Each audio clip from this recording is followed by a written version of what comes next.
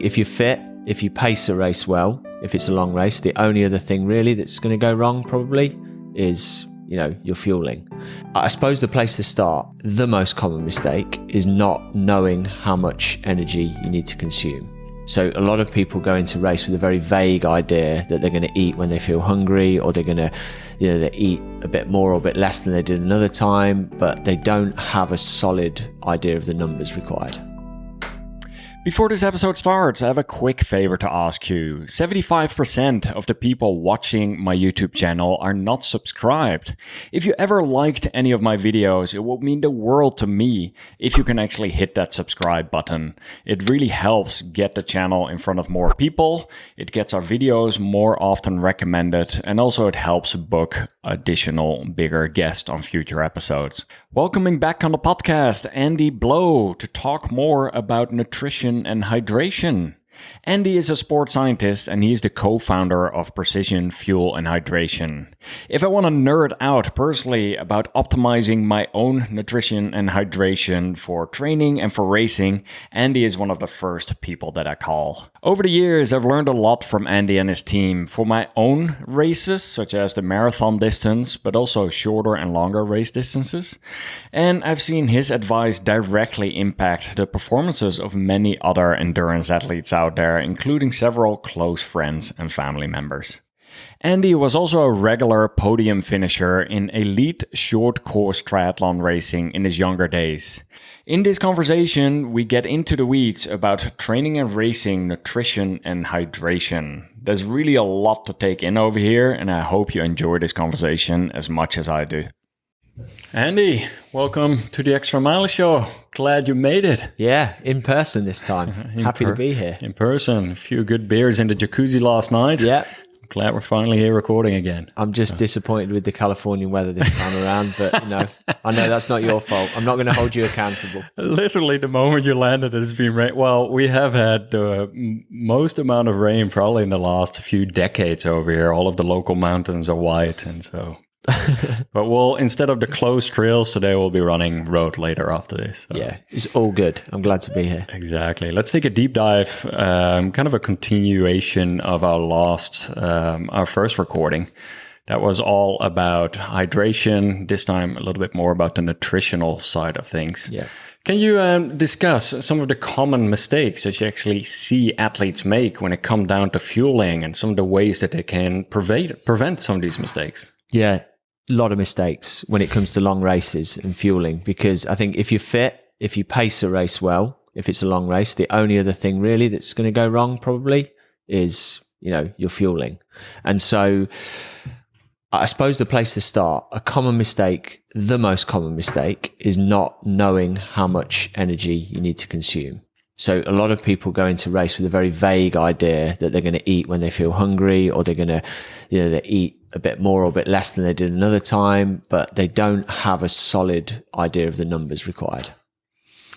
It often depends, obviously, on the type of race distance as well, right? Let's say we take a marathon distance as an example.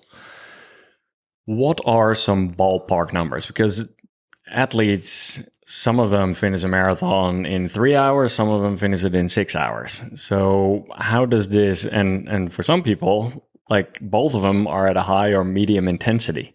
Yeah. So can you give some ballpark numbers? Because I know you guys on your website have like a calculator of what is the recommended carbohydrate intake, what is the recommended calorie intake. Can you talk about that a little bit more? Yeah, and on the separation between carbs and calories to start with, we talk almost exclusively about carbs per hour. And there's a good reason for that, because not all calories are created equally. 1 gram of fat contains 9 calories, and 1 gram of carbohydrate or protein contains 4 calories.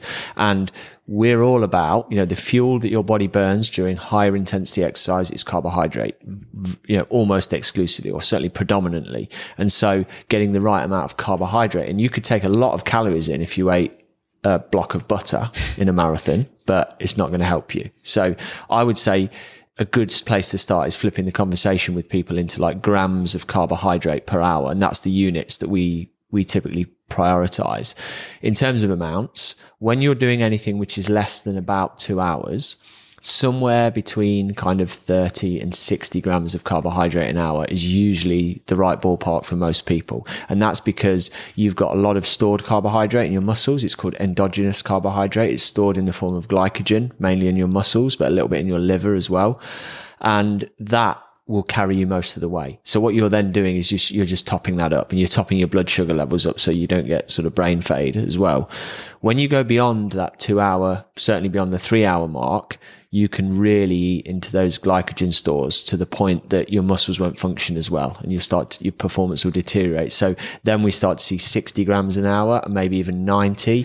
And for the really elite runners doing really long races with really high intensity, 120 grams an hour. So that's the kind of, so broadly 30 to 120 grams an hour, with most people being somewhere in the middle, and the number going up the longer and the harder the race. It is a very common one that I see from our end, even in our running coaching program, the personal best program. Athletes going into a certain race thinking they're taking in enough calories. Yet when you take a closer look, how many calories or how many carbs did you really consume at that point? And even when I look at my own running performance, and we did an analysis about that actually. When looking at the Chicago Marathon, I ran that in 2:52, and I ended up taking 90 gram of carbs, or close to 90 gram of carbs per hour, which initially was higher than I thought that I would normally be able to handle, because sometimes it's a fine line between how much can you intake and you increase your risk of upset stomach as well. So it's not that you take 10 gels and that's a good thing per hour to do that, because at some point you're going to start feeling miserable. So talk about that a little bit more. Yeah, that's a good point. I think marathon running is a really interesting one to highlight, because back in the day, in the 80s, the 90s, a lot of runners would run marathons on nothing. And that was considered to be normal, and you should try and train so that you could resist taking any fuel in. Then obviously things started to progress. People started taking some carbohydrates in, and gradually that's gone up. And one of the reasons we were encouraged to take nothing, I think, was to minimize the risk of GI upset. It was considered that actually GI upset was a bigger risk than running out of energy, maybe. The tables have turned significantly now, because research and practical experience has taught athletes that more fuel in that you can absorb and metabolize gives you more fuel for the working muscles, which means you can sustain a faster pace for longer. So the game has shifted to learning to tolerate more carbohydrate, so gradually pushing your envelope on that. And like any physiological function, that needs training. You can't expect to go into a race and just take 3 gels an hour and feel fine with it. If you do, it's like you can't expect to go out on day one of marathon training and run at 6 minutes 30 per mile for 20 miles, because you are not ready for it, and it's the same with your carbohydrate intake. There'll be a tolerable amount you're comfortable taking now. And then the job in the last 8 or 10 weeks before the race is to, if that number is significantly below, say 60 or 90 grams, is to nudge that up progressively.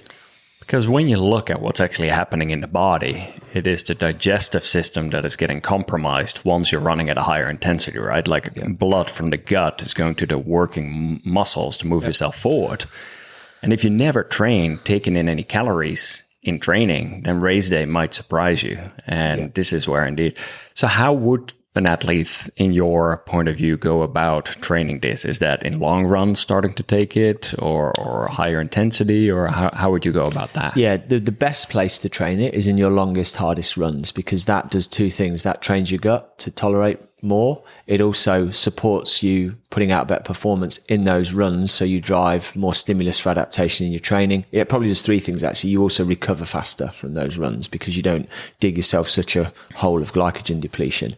So longest and hardest runs, which typically, I guess, for a marathon runner would occur once every 2 or 3 weeks in your training cycle, would be the time to really press the pedal on increasing your carb intake. I would also say, if you're a runner who is inexperienced with eating a lot of carbohydrate, then maybe taking some gels or some sports drinks on other selected medium to long runs, so that you're doing it at least once or twice every single week. Certainly in the last, I would say, 8 to 10 weeks before a race, you want to be doing it at least once a week, if not twice a week, and pushing the envelope. And the things with that are start fueling early. You won't feel like eating a gel 20 minutes into your long run, but you need to if you're going to train yourself to do it. You're going to have to figure out the logistics of carrying these things. So get working on that. You're going to need to get used to opening them and settling on what flavor you like and eating when you're breathing really hard. All of these things, I think, are things that runners in general are not particularly comfortable with, especially if they've started with shorter distances. And the attitude that needs to change is like, we all accept running a long way is going to get uncomfortable. We accept that our feet are going to hurt, our calves are going to burn, our knees are going to hurt, all that sort of stuff. We're not yet, all of us, ready that the fact that our stomach might feel a bit funny and we'd expect that somehow to be magically normal. It's not going to be. You're going to push it hard. So you need to push it a little bit in training as well. I'm so glad you brought up the part of practicing how to open a gel. Yeah. And towards the end of last year, I was doing a few different training runs for like my new year, beginning of the year. I was planning to run like a sub 3 hour marathon, and I want to be very familiar with everything. And so one of the things was what happens when your fingers are cold and you're still trying to open a gel with your teeth. It might sound strange, but it happens. Like mile 20, 32K of a race, at that point, when it's cold and rainy out, you might start experiencing different scenarios than when you're 20 minutes into a run. Yeah. So yeah, I think the more we can train with that and the more we become familiar with that, it's an important one. Yeah, it's uncovering, it's the specificity, like you say, the temperature matters. You know, when it's hot, you're going to find it harder to absorb more calories than when it's cold because of that problem around less blood flow. Because when it's hot, you sweat more, you lose more fluid, and you get more blood flow to the skin. So anything you can do to simulate all of those things. We had, this was not in running so much as in triathlon, but in 2022, towards the end of the year, it was the World 70.3 Ironman Championships. Really cold, unseasonably cold, colder than most of the athletes we used to racing for. And we see a lot of people under fueling because they couldn't open their gels or they didn't want to drink their drink because it was too cold. So, you know, you got to think ahead for those scenarios. And a lot of marathons will have a stable climate. You know, this is going to be like in a place where we know the weather. If you're racing a spring marathon in Europe, you could experience like close to freezing temperatures, or you could experience really quite warm and humid temperatures. So you've got to have a plan and you've got to have tested ideally in all those different scenarios so there's no surprises on the day.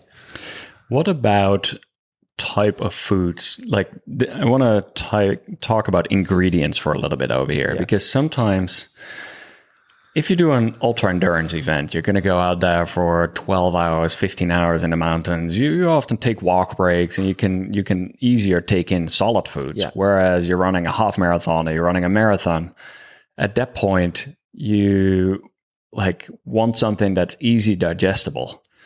Can you talk about how some of the energy gels have developed over time, and even what some of the ingredients in your guys' products are that it absorbs quickly and easily in the bloodstream?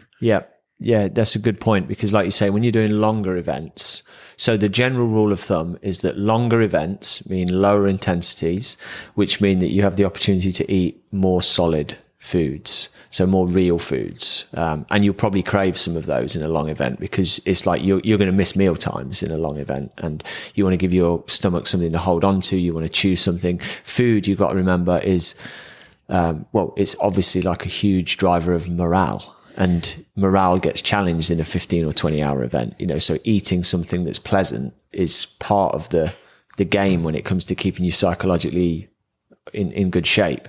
When you're doing all the way down the other end of the spectrum, say a half or a marathon, where relatively it's still an endurance event, but it's short, that's when liquid carbohydrates are going to be your friend, because they are the easiest to consume when you're breathing hard, because you're not going to stop. Most people aren't going to stop running. They're going to keep drinking or eating on the move. They're very, very digestible. They move through your stomach into your gut and into your bloodstream really quickly if they're formulated well. And then between those two poles, you kind of start to move towards like semi-solids, which would be gels. So as races get a little bit longer, like marathons for sure, you won't see elite runners so much using gels, like the elite guys, because they have the advantage of having a bottle, right? And that is a big advantage. They can have their own bottles. But you know, a lot of marathon runners will carry gels because they're a very concentrated form, and you can either take them down if it's cold. Some gels you can take with no water, some you might need to wash down with water. Then you get into kind of like gummies and chews and things like that, which are sort of more solid, but they might be good in, say, a 50K or 100K and that kind of thing. But the good thing about, say, sports drinks, gels, chews, they contain virtually nothing except simple carbohydrates. And they go into your bloodstream really quickly. There's no fiber to process. There's no fats. There's no proteins to slow absorption or cause you stomach problems. It's just fuel. It's like high octane fuel. The products that we make, for example, use a blend of 2 carbohydrates, which is quite common. We use glucose and fructose. And the reason for that is that as you try and take in higher amounts than 60 grams an hour, there is a sort of scientifically established benefit to having different types of carbs. If you imagine it is like the lanes in a supermarket checkout. When the glucose goes to one lane, and after about 60 grams an hour, that lane develops a queue because the receptors in the gut can no longer process carbohydrate through at that speed. So you need to open up a second line, and the second line in the gut for absorbing carbohydrate is the fructose line, and that can absorb theoretically sort of 30 or so grams of carbs an hour. So if you have a mixture of glucose and fructose in a drink or a gel, you can absorb more quickly, and then you can hopefully oxidize that carbohydrate more quickly. So most good sports nutrition products will contain a simple mix of glucose and fructose. There you go. You might see the glucose listed on a product to say something like maltodextrin. All maltodextrin is a long chain of glucose molecules packed together. So it is essentially glucose as far as the body's concerned, but it tastes a little bit less sweet. There you go. Let's talk for a little bit about a common topic we hear, and that is cramping. Yeah. Can you talk to us more about how come some athletes experience cramping and what can be done to prevent this? Yeah, if I could give you a good definitive answer on that, I'd already be retired. I think I'd have made my millions, because no one really knows. But that's not a very helpful answer. So it's been well studied, but cramping is really elusive. Partly because it is so difficult to study cramping. So we all know that cramps come at sort of weird times. They often occur in the field, in races, in hard training sessions, at times when athletes are under maximal stress load. And that makes it a really, really elusive topic to study in a lab, because A, it's difficult to reliably produce cramps, and B, it's almost like ethically difficult to put people in a situation because cramps are really painful, especially if you get cramps in major muscle groups. That's muscle damage. And so over the years, there have been loads of theories about what causes muscle cramps. The big ones that people will know is to do with dehydration and electrolyte imbalance. That was for a long time thought to be the cause of cramps. And the history of that really stems back to industrial medicine. So back in the early 1900s, you had a lot of manual laborers working on big construction projects, working in foundries and steel mills and mines and places where it was very hot. They sweated, they did 8-hour shifts, and some of the guys, and this was all guys, they went down with cramps. And there are some famous papers that were written around that time they tried to investigate this. They tried giving them more water to drink. It often didn't work. But when they gave them salted water, or they gave them beer with salt in it, of course, which sounds beer on the job, that helped a lot of people with the cramping. So it was assumed that salting, the loss of salt, the loss of fluid, had something to do with cramping. And the fact that it was sort of like, it was accepted as common wisdom. It was proven that worked not for everyone, but for a lot of people. So for a long time, that was the theory. Then in the sort of more recent times, people started to flag the fact that actually, when you take blood samples from people who are cramping, if you can do that, when you don't always see electrolyte and fluid imbalances with people cramping. And sometimes you get a sprinter that cramps in a 100-meter race, or you might get cramps when you sit on a new bike for the first time, you haven't got it set up or something like that. I've woken up in the middle of the night with a cramp in my calf or whatever. Yeah. And that's probably got nothing to do with electrolyte imbalance, because unless you were in a horrible state of electrolyte imbalance or fluid loss before you started, then you've not been exercising for long enough for that to be a factor. So that then caused a load of research looking into, okay, well, this is probably a neurological issue. This is something to do with the nervous system and a misfiring. What could that be to do with? And there's loads of theories around fatigue and, as is often unfortunately the way with science, what we got is a big pendulum swing effect, where it's like, it used to be dehydration and now that's all been proven wrong because it's something to do with the neurological system. Yet we still, I was an athlete who cramped a lot. I lose loads of fluid and salt in my sweat. When I put more fluid and salt back in, I stop cramping. So I have to recognize my own bias there a little bit, but I've come across enough athletes to realize that there is a significant proportion of people for whom electrolyte loss or imbalance is a trigger for cramping. The most up-to-date research, which is coming out of Texas with a guy called Dr. Kevin Miller, takes what I think is a nicely well-rounded approach at looking at cramping. And he's got this multifactorial model, which he published in 2022, which looks at like 12 or 15 different things that could contribute to cramping. Electrolyte and fluid imbalance is in there, neurological issues are in there, fatigue is in there, and there's loads of others. And his suggestion is that everyone has a different personal recipe for cramping. So my recipe might contain a lot of elements of fuel and electrolyte imbalance. Other people's might be more to do with fatigue or whatever. And so that's the direction in which the understanding is going. But for what it's worth, and I have to, as I say, I have to recognize my own biases and I have to put them out there. I run a company that sells electrolyte products, but I do that because I was a big believer in the fact that these helped me so much by understanding it, that it was worth doing. And I do think that for a lot of endurance athletes, if your cramps happen in the heat, if they happen when you've been sweating for a long time, and if they happen across multiple body parts, then often that's a big red flag that your fluid and electrolyte balance is a significant contributing factor. And playing around with your sodium and fluid intake to make sure you're optimizing it is a good way it's a good, cheap and safe way to figure out if that's going to help.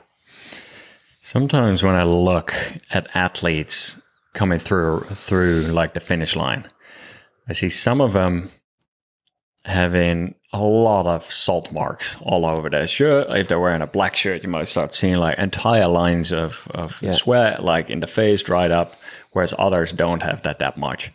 So that's like a topic we can talk about more, as far as for like the sweat rates and any of those kind of things. Can you high level talk through like the sweat differences between athletes? And like, I'm really excited today. We're going to go into the lab and actually get sweat tested. Yeah, we're going to test your sweat today. Yeah. So the physiology of sweating. Sweat comes from your blood plasma, and your blood plasma is very salty, 3,600 milligrams of sodium in every litre of sweat. Now, that doesn't mean you lose 3,600 milligrams per litre of sodium in your sweat, because your sweat glands reclaim some of that sodium, but different people reclaim different amounts. So I learned about this the hard way as an athlete, because I'm a salty sweater. So I'm one of the guys that you just described with the salt rings, and I'll lose about 1,800 milligrams of sodium in a litre of sweat. We see some athletes losing 200 milligrams per litre, and the average is about 900 or 1,000 milligrams per litre. So I'm sort of double average. The test we'll do on you today will tell us roughly where you sit on that spectrum. And that's a really important number to understand if you're doing long, hot races, because it enables you to start to calibrate the amount of sodium you might need to take in. But the other factor you need to know as well is your sweat rate, because obviously you could have really concentrated salty sweat, but if you don't sweat much, your net salt and fluid losses are going to be low. Mine, I've got the unfortunate distinction of having high sweat sodium and a really high sweat rate. So this is why it for me, racing in Kona or somewhere like that was brutal, because I was just losing so much body fluid and so much salt, I couldn't keep up with the losses. And we test athletes. We've tested tens of thousands of athletes now. And we've seen this broad range in sweat sodium between 200 and over 2,000 milligrams a litre. And the sweat rate is even broader. It's like, a high sweat rate for some people can be as little as 500 milliliters or about 16 ounces an hour. on the higher end, we've seen athletes using 3 or 4 liters per hour, which is like, I don't even know what that is in ounces. Are those the taller people? Sometimes, but not always. Like we work with an Aussie triathlete who is probably shorter than me. I'm 5'9". He's probably like 5'8", 5'7", like not a big guy, but he sweats 2.5, 3 liters an hour easily. That is insane. Yeah. And we have a case study from him on our website. We have multiple case studies from him because he needs to drink an insane amount of fluid and salt when he does an Ironman to stay hydrated. So he will drink 1.5 liters an hour with about 2,000 milligrams of sodium per liter, which is an insane amount of fluid and sodium. But if he doesn't do that, he ends up in the medical tent. Yeah. And he's learnt the hard way on that. So that doesn't mean that more fluid and more salt is good for everyone. But it does mean that understanding your individual losses becomes increasingly important as you progress in your running towards longer and hotter events. Like it doesn't really matter over a half marathon so much. You're not out there long enough to create such a big fluid deficit. Even if I'm a big, heavy, salty sweater, I used to do half marathons on nil by mouth, basically, or close to it. I think nowadays, if I was coming at it from an angle with a little bit more knowledge, I'd potentially take some carbs during a half marathon, a little bit, but I still don't feel like I would need to rehydrate if I went into it well hydrated. Totally different story when you get to marathon or ultra, though, especially in the heat. And that's when it becomes a race to train your stomach as much as it does your legs. Yeah, there's so many different directions we can take this in. One part that I find eye-opening to see right now is that more and more doctors are starting to talk about electrolyte deficiency too. There's some variety of doctors with quite some Instagram followings too. I see every 1 out of 10 posts, they're starting to talk about electrolyte or magnesium deficiencies or whatnot. Can you talk through what are some of the symptoms? Because it's not just for athletic performance, even during the day, for sleep.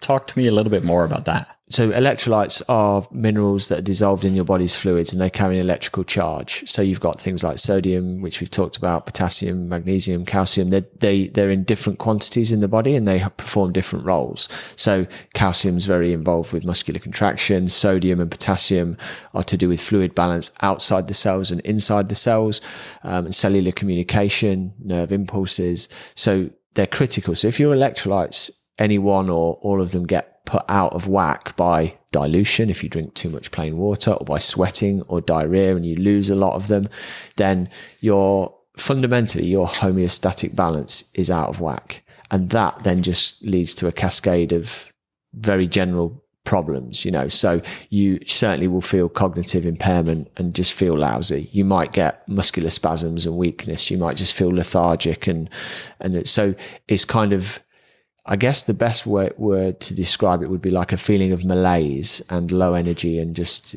it's not necessarily, there will be specific symptoms related to specific electrolyte deficiencies. So if you're low in potassium, we've seen it with athletes in long races who've become what's called hypokalemic, and they get tingling hands, and you can even have heart arrhythmias with electrolyte, potassium imbalances. Sodium deficit, you definitely feel foggy headed and, like thirsty, but you can't quench your thirst with water. Salt tastes fantastic. So there's all these symptoms. And I think there's a whole load of reasons why different people might suffer with electrolyte imbalances. But the biggest one with athletes usually has got to do with not in some way meeting their sweat losses and then not recovering properly after big training sessions.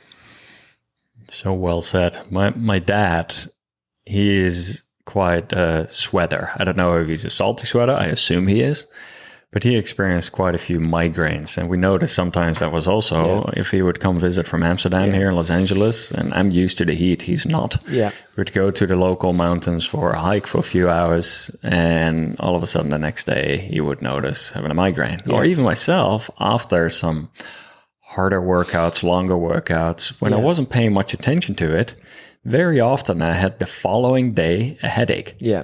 In the morning. I often had a Monday morning headache. Yeah. I'm like, this is odd. Yeah. And it wasn't until I started playing around with electrolytes more, I was like, actually having to take on purpose more electrolytes in, and that all of a sudden went away. Yeah, we've had that common feedback to our athlete support team is that if people balance their electrolytes better with some electrolytes before or during or after, whatever's appropriate before a hard training session, headaches can go away, which is, it's not always the way. It's not a foolproof, but if it's electrolyte and fluid deficiency that's causing it, then that's going to solve the problem immediately.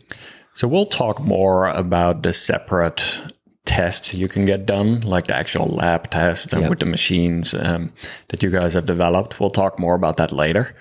But for anyone listening, if they would like to do like a test to get your online test to get an idea of what is their sweat rate.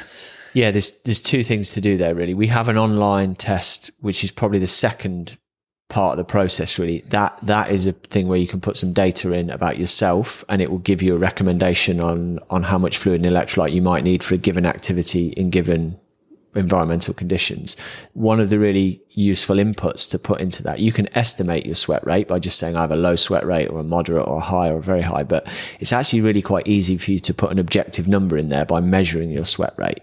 So if you weigh yourself before a training session, hopefully naked, so that you've got no weight of the clothes because they will absorb sweat, and then you weigh yourself afterwards, having again taking your clothes off, toweled down.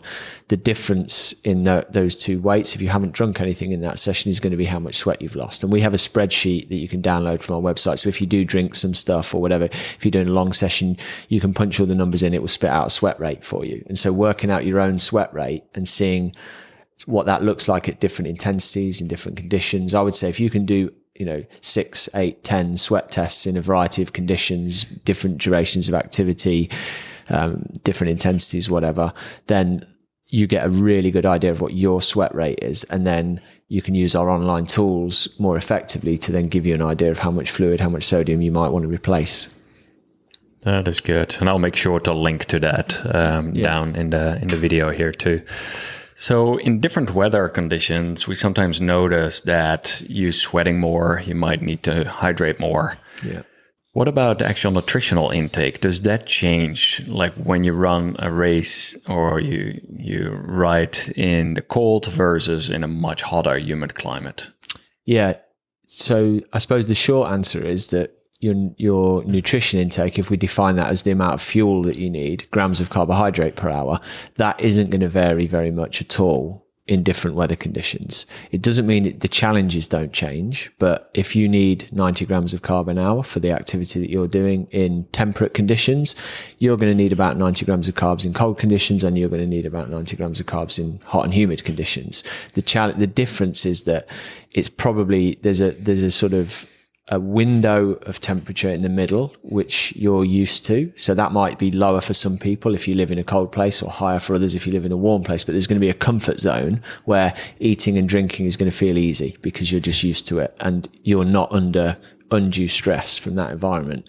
Below a certain temperature, there's loads of practical considerations that come in, like some foods that you might have used. I made a massive mistake in one race once. I was using power bars. And you remember those power bars? They were like, they were good if you needed to take a filling out of one of your teeth or something. And I was using them and it was cold and they went so hard that I couldn't chew them. I could not eat them. They were so hard. So there are like practical challenges you need to worry about. That's why I like using liquids and gels in the cold, because they tend to be unaffected by temperature, really. You'll also maybe, like, if you've got to take gloves off to eat, if you can't, you're fumbling to open packets, you might just not feel like eating as much, but you have to be disciplined and like get the calories in, because that's what's going to fuel your activity. So having a strategy where you've kind of can cope with the cold conditions is a really good idea. If you don't like eating in really cold conditions, make a more concentrated sports drink, because you don't need as much liquid, you don't need as much electrolyte probably, but you do need the carbs. So, double mix your carbohydrate drink and try that in training and see how you get on. Go all the way up to, I think the most challenging conditions personally are hot and humid. That's when you double whammy. That's when you feel the lousiest. And again, you can feel nauseated by eating more. You're going to have to drink a high volume of fluid because you're losing so much sweat. You're going to need plenty of sodium with that. And alongside that, it can be tempting to drink a lot more carbohydrate drinks or whatever, but I would say that's where you need to want to separate out and start to eat more calories in the forms of gels or chews or whatever, because the volume of liquid is so high. If you just put liquid carbs in, you risk overwhelming the gut and making yourself feel sick. So having something a little bit more solid, if you can do it in those conditions, is a really good idea. But fundamentally, do your numbers change? Not dramatically. That's good to know. Like going back to the cold point you made earlier, I've had it in cold race conditions and cold training runs where some gels from some companies tend to become really hard. Yes. Kind of similar thing where your fluid gels that is in warm conditions very soft becomes a chew. Yes. And if you're not familiar with that, it becomes very challenging indeed. Yeah. And the one part I like about your guys' gels, so I've been using precision hydration gels for the past 18 or like 12 months. How long have you guys been doing it now? Yeah, probably a year and a half now. Because you sent me some initial samples. I tested them. I provided some feedback. And like I've been using that since you guys launched it pretty much. The part that I like there a lot is that it is liquid, that you don't need it with an aid station. Yeah. Because with some of them, if you have to time it always around an aid station, you have to time it every 2 miles, 3K, or some of them are even further apart. Yeah. Whereas now you can take the gel and easily down it without having any water access. Yeah. And like that made a big difference for me there too. Like having a thinner one. I agree. I use them on my long runs back in the UK, often without a drink, and they're not technically actually not a liquid. They are a jelly. They're kind of set. So we use pectin to semi-set the gel, and that stops it being too syrupy and stops it being too sticky. So that's a byproduct of the way that we make them, but it was one that we flagged in testing as being really helpful. It was like, if you can create a gel which you don't need a lot of liquid with, because some gels are very much like a sticky paste, or some are like a syrup, and they either burn on the way down, you need to wash them away, or they just get clagged up in your mouth. And hopefully we've found a sweet spot in the middle where it's digestible and also no flavor in it. Yeah. It's just clear. It's got no additional stuff in there. So we have a lot of people tell us it tastes like banana, or it tastes like honey, or it tastes like, but I can assure you it's got no flavor in it at all. It's what your brain tells you. It's just sweet. That's the best though. I feel like sometimes you can go overboard with these flavors, and I think especially once you're a few gels in, like you want as little taste and flavor to it. But the other part that I've been experimenting with is, and it actually worked out really well, I was always trying to find the right way to carry salt pills while running and being able to take in enough electrolytes. And so for my rule of thumb, it was I would take 1 salt pill an hour. Like if I well pre-hydrate with electrolytes, like evening before, morning of, then on race day, about once an hour, if it's a cold temperature, I would take a salt pill. Yeah. And then when it's a hot race, I would take it twice an hour. What I actually ended up starting to do was just tape 1 salt pill with a little piece of paint tape to every single gel. Yeah. And then when I would get the gel out, like I would always be able to find one that had a salt pill on it. Yeah.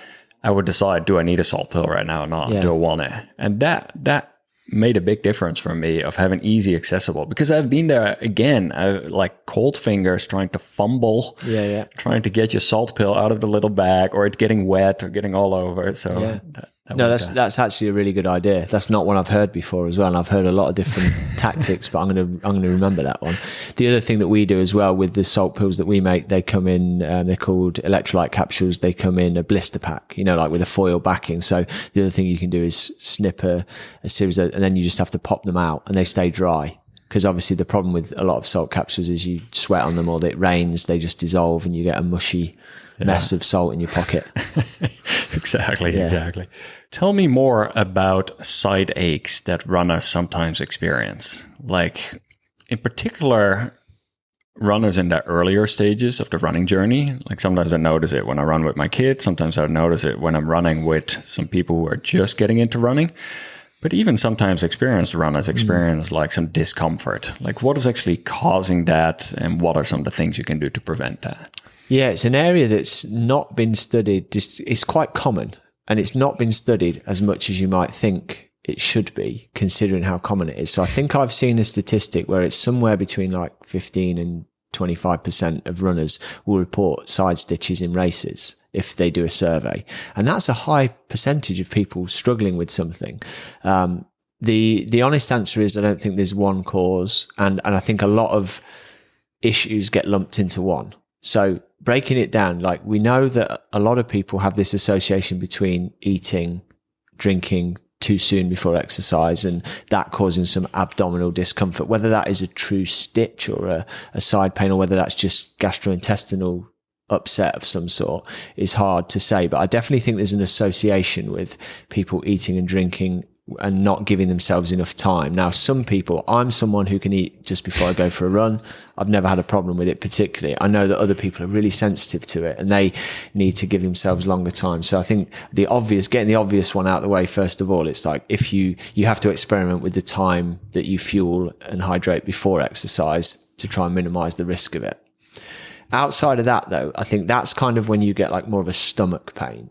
There's definitely what I would describe as more of a muscular or ligament type pain, which can be very sharp and stabbing. And there's lots of different theories about what that might be. One of the big ones is that it might be to do with the mechanical movement and stress, because running, where you get a lot of stitches in running, you don't necessarily get them in swimming or cycling so much.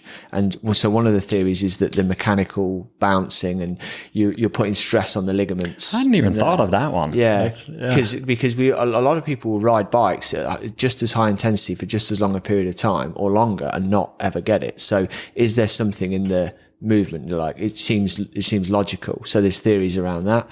There's also theories around low blood flow to the musculature of the diaphragm and the intercostal muscles, and again, that all feels like it could be plausible.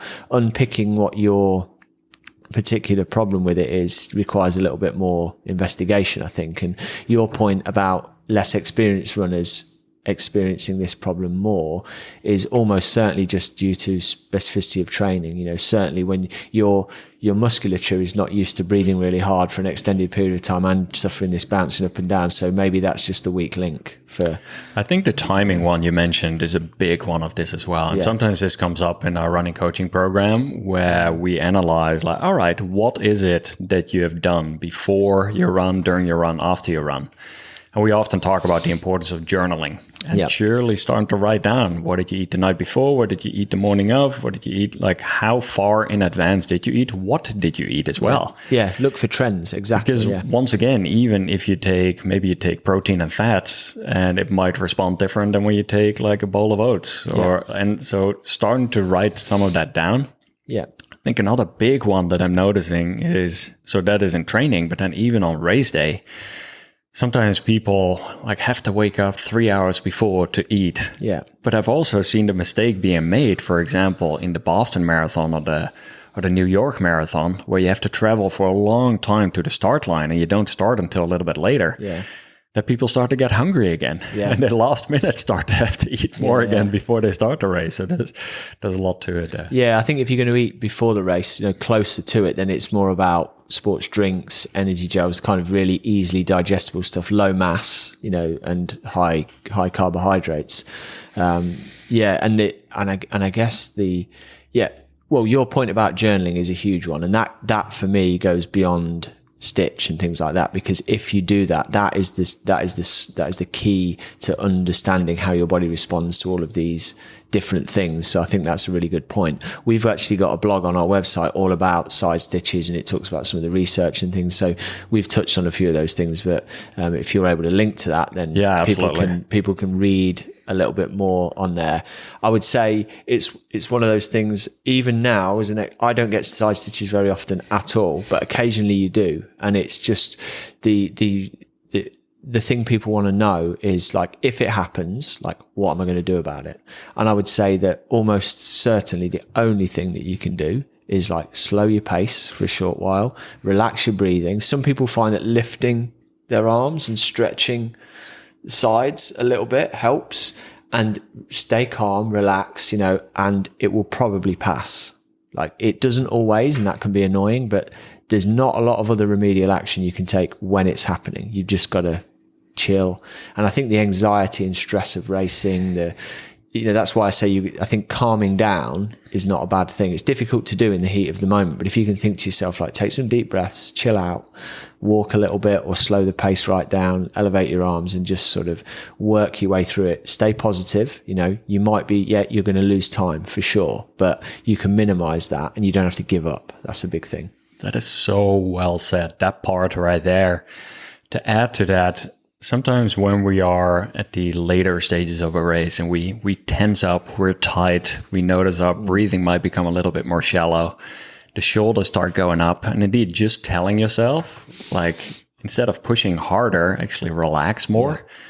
And then everything starts to calm down the body, like the whole sympathetic nervous system relaxes more, and you're actually able to move faster forward. In long races especially, you can have literally miraculous turnarounds. I've had them in long races. Oh, yeah. I've been at the end of the bike section of an Ironman ready to give up, and then literally ran my fastest Ironman marathon because I honestly, I don't mind admitting this, I ran out of the transition to start the run only because there's friends and family there cheering you on, and you don't feel like you cannot give up in front of those people. I thought I'll get a mile down the road and see, and then I'll be out of here. And then a mile down the road, I actually started to feel a bit better. And then 7 miles in, I'm like passing loads of people. And by the end, I've had the best Ironman marathon ever. So never, it's not over till it's over. So glad you brought that up. And I've had similar experiences where I absolutely thought I can no longer continue. And somehow you're able to look at what can I control? What are those things that I can do? Like you were talking about, like take in, like maybe drink a little bit of water, slow down that pace, focus on the breathing. If needed, sometimes take in some calories. Yeah. And then at that point, all of a sudden, like sometimes your brain just needs some more energy too. Yeah. And like the brain plays a big role in your determination of whether you're going to succeed or not. And if you can just fuel the brain again, yeah, that's a big one. And those are fun though. Like once you have gone over the hill and like you realize like, like you're down and I don't know how this is going to end. And all of a sudden you get that second wind again, or even a third wind if it's like a longer race. Like that's fantastic. This is getting into the more philosophical side of things, but I always feel like a really long race is a very good metaphor for how your life often plays out. Like when it's really, really good, it's great.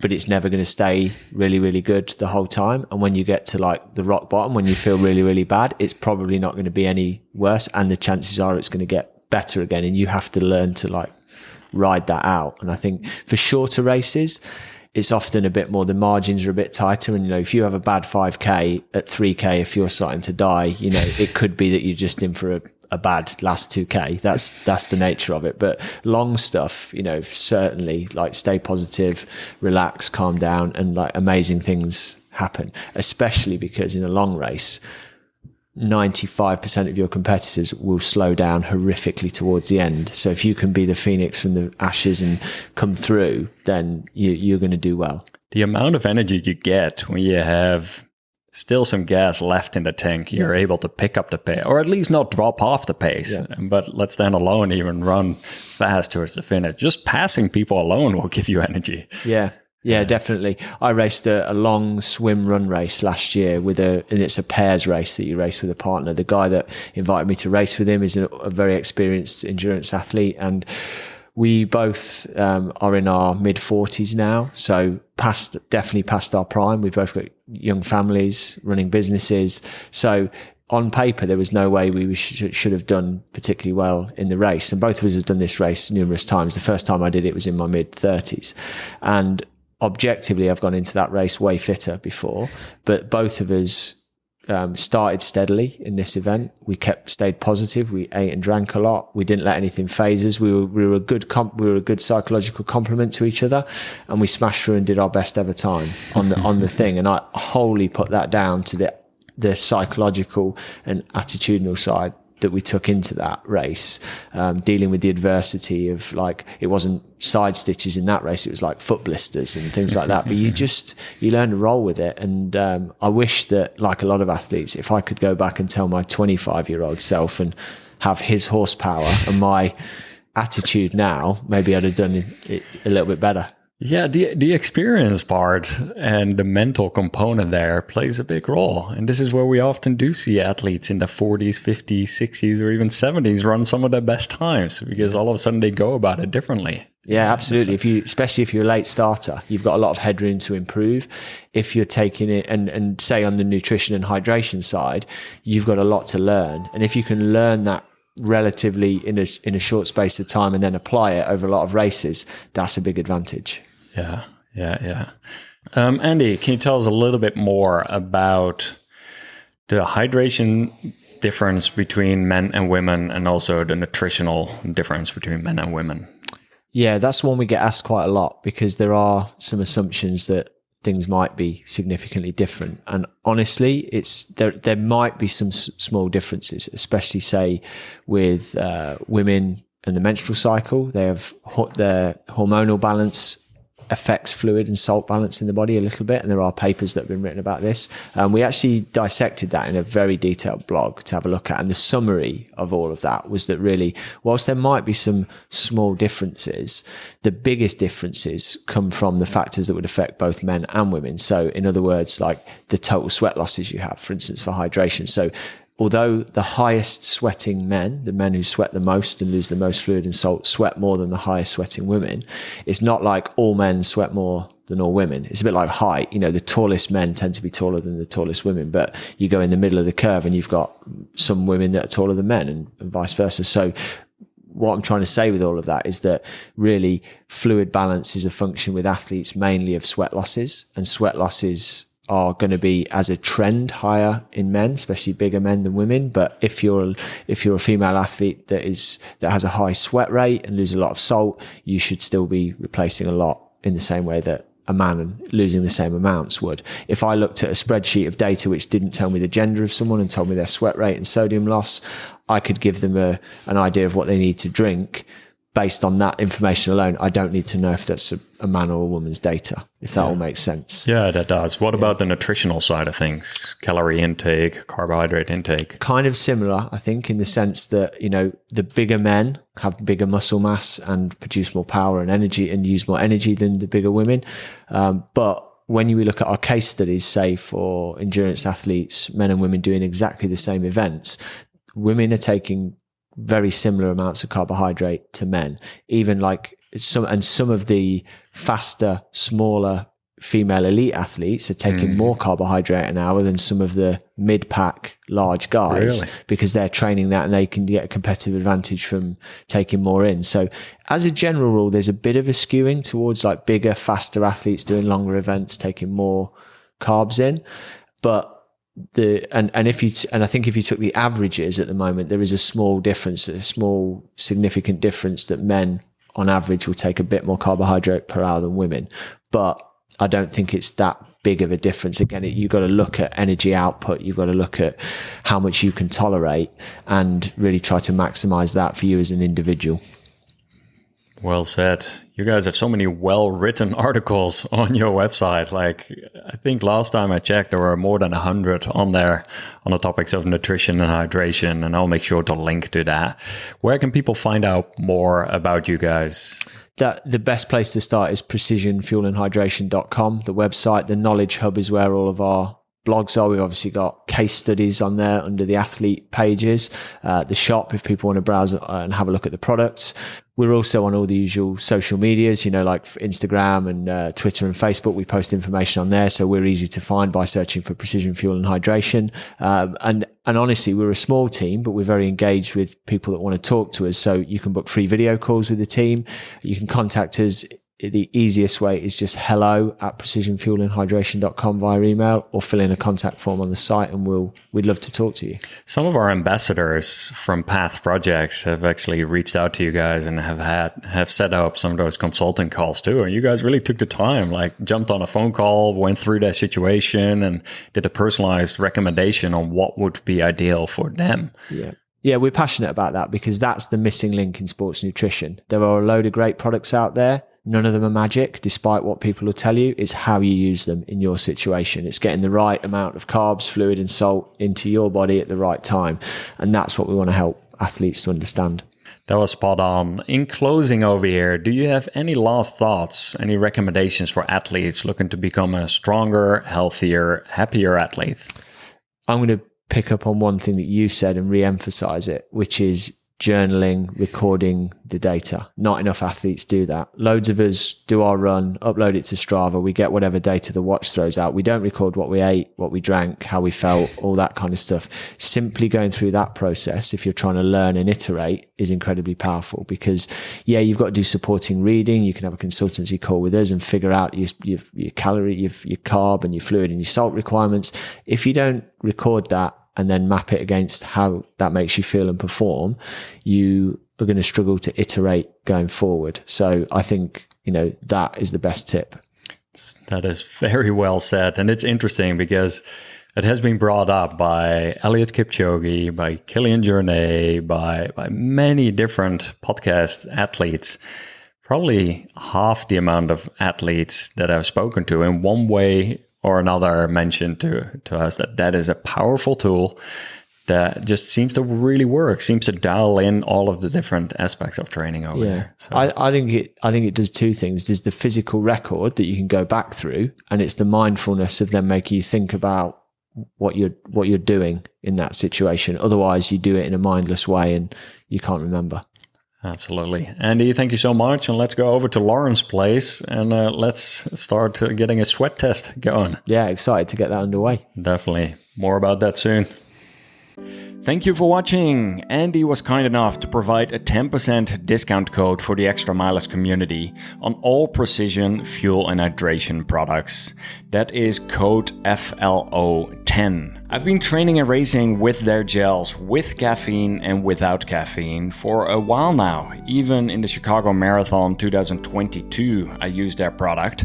And I'll make sure to link to the case study below too, that actually has a full breakdown of what I exactly consumed before and during the race there. This year I will be racing the Berlin Marathon. That's going to be a group shakeout run for that, so make sure to keep an eye out on the announcements for that. And also in November I'm going to be running the Revel Marathon in Big Bear, and I'm going to be using these same Precision Fuel and Hydration gels as well over there. The 10% discount code is available at visit.pfandh.com/flow10. That is visit.pfandh.com/flow10. And links to all of the different resources, the fueling calculator, the Chicago Marathon case study, and several of these other tools mentioned can be found in the description below. Thanks so much for watching and have fun out there on your runs. Bye now.